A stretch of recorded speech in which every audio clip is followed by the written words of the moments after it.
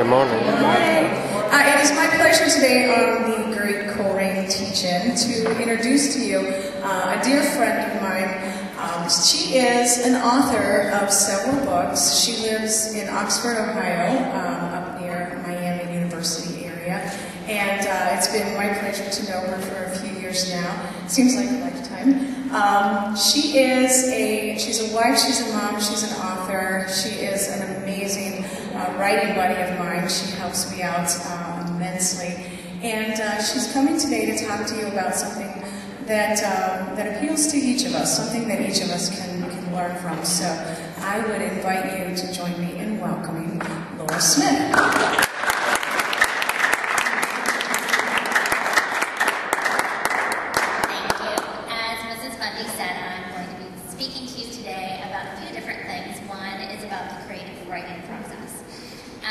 Two, I'm going to talk to you a little bit about some of the books that I've written.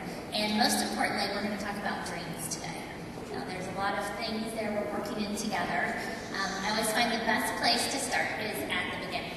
So we're going to begin with the first book I ever wrote, and the first book I ever got published, which is Cantaloupe Trees. And if we're going to talk about cantaloupe trees, then we need to go to the very basics. Does anyone know what this is? Cantaloupe. You guys are with it this morning now. For the next question, who can tell me what cantaloupes grow on? A tree. Trees.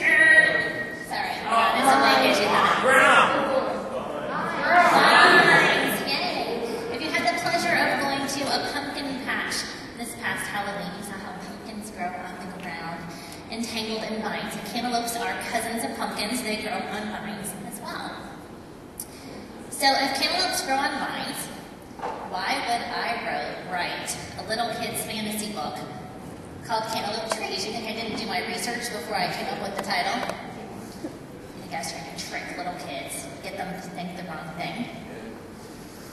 The truth is, I like to write fiction. There are really two kinds of writing. There's nonfiction, which is either to tell you how to do something or to tell a real thing that has occurred, or fiction. And I define fiction as something in your heart, your mind, your soul that you either fear will happen or you hope will happen. So the best example I can think of for fiction that reflects both the fears and the hopes is the Twilight series. You're all familiar with it. Yeah.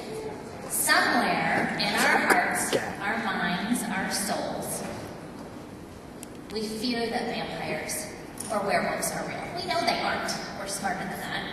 But around Halloween time, we see a lot of spooky decorations and watch a lot of scary movies and listen to some spooky music. And somewhere in our worst nightmares, in our hearts, minds, or souls, we fear that those things exist. On the other hand, somewhere in our hearts or minds or souls, we all hope for true love someday. That someone would love us as much as Edward loves Bella. Everyone has their own opinion. I think fiction is so much like dreams, right? Something in your heart, your mind, or soul that you fear will come true. That's your nightmares. Or that you hope will come true. Those are your good dreams. So let's break down dreams a little bit. The first and most obvious kind of dream is the sleepy dream, right? When you're asleep. Now last night, each and every one of you had a dream. You may or may not remember. You only remember the ones that you woke up, even if it was for a split second, in the middle of the night after having. But all of us had a dream last night. And I'm not a dream psychologist, so I don't know how it all works about in our minds what we hope and what we fear and how that translates into our dreams, but I know we all had dreams. Does anybody want to share a dream they had last night? Keeping in mind that we're listening to good dreams, not nightmares, and that we're in school, so it has to be G or PG rated. Anyone have a dream they want to share?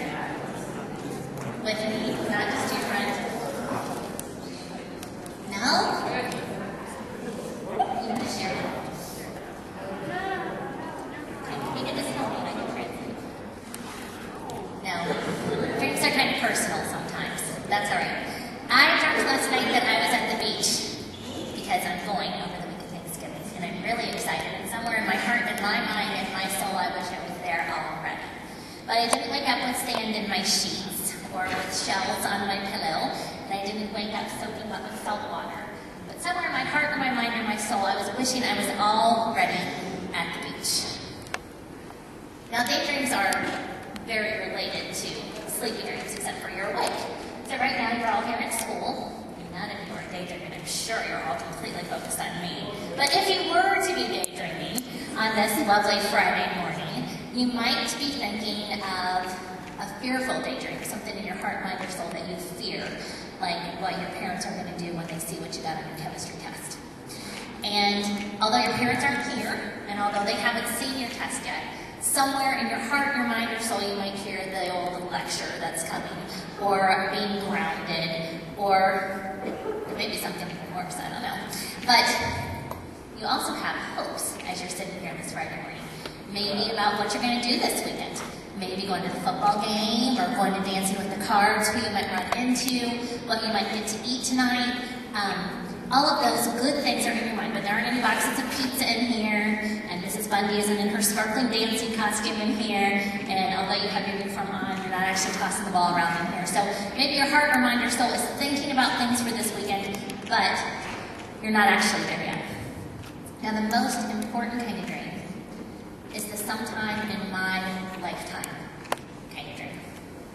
This for me was sometime in my lifetime I wanted to get married and be a mom, and sometime in my lifetime I always dreamed of being a writer. Now, I don't know what your dreams are.